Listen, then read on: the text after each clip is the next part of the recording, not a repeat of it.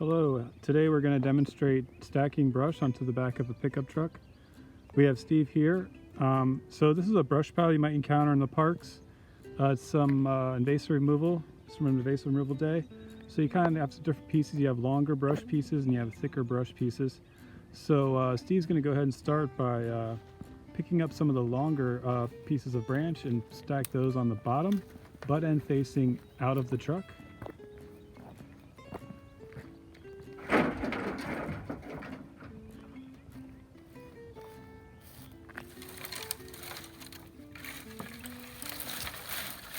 So he's going to find some longer pieces, and the reason he's doing that is because when he starts to fill the truck up with more branches, he's going to be able to take those longer pieces that are in the bottom of the truck and slide the entire pile out.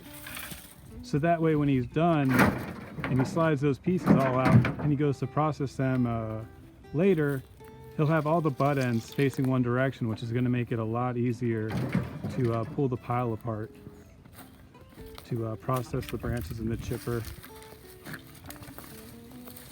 So here he has some kind of thicker pieces. He's going to put those on top of the longer branches, butt ends facing out.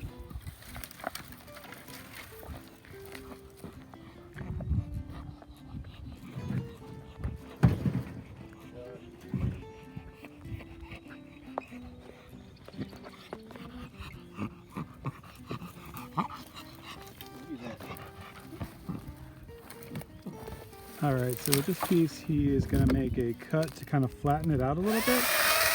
So the pieces are laying a little flatter in the bed of the truck, which will help to stack more in the bed. This doesn't always need to be done, but if there is a saw and the proper PPE, you can cut some of the branches to fit in the bed. Again, he's just going to stack it with the butt ends facing out. So he's got this pile worked pretty good so far. I mean, it's just about wrapped up.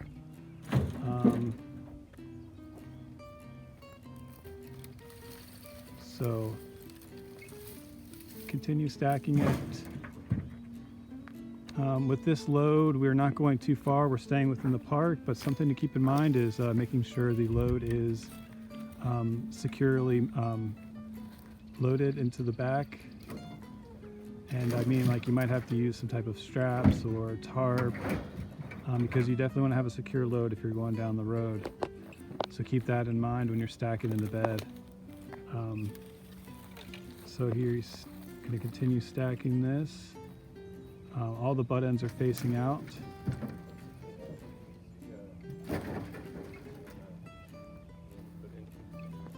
So some of these pieces aren't that large, and you'll see if you, depending on your tree species, if you have a pine tree, maybe it might be a little easier because those are all pretty single stemmed, as this honeysuckle is kind of smaller and a little brushier, but still he's getting it stacked so he can get it unloaded with an easy pull from the bottom branches that are like longer, and everything else is stacked on top of those.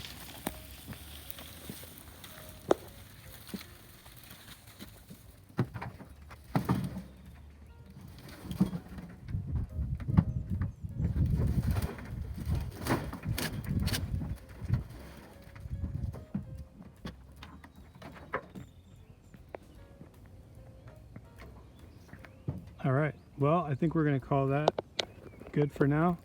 And as you can see, I mean, yeah, we definitely have room for more branches. I'm going to continue to stack and push down a little bit, but as you can see, he's got the branches all facing outward. So now if we go back to the garage and unload the truck, we'll be able to pull everything out and keep the brush piled organized enough so when we have to come back and chip it up, we're not fighting to untangle anything. We can pretty much just grab the branches and go, so it saves time and it saves energy.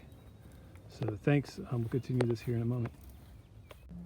Okay, so we're back now at the garage where we're going to unload the wood and either have it set up for when we can process it or process it later. So Steve's going to demonstrate how you can kind of grab those bottom limbs and go ahead and pull out the branches.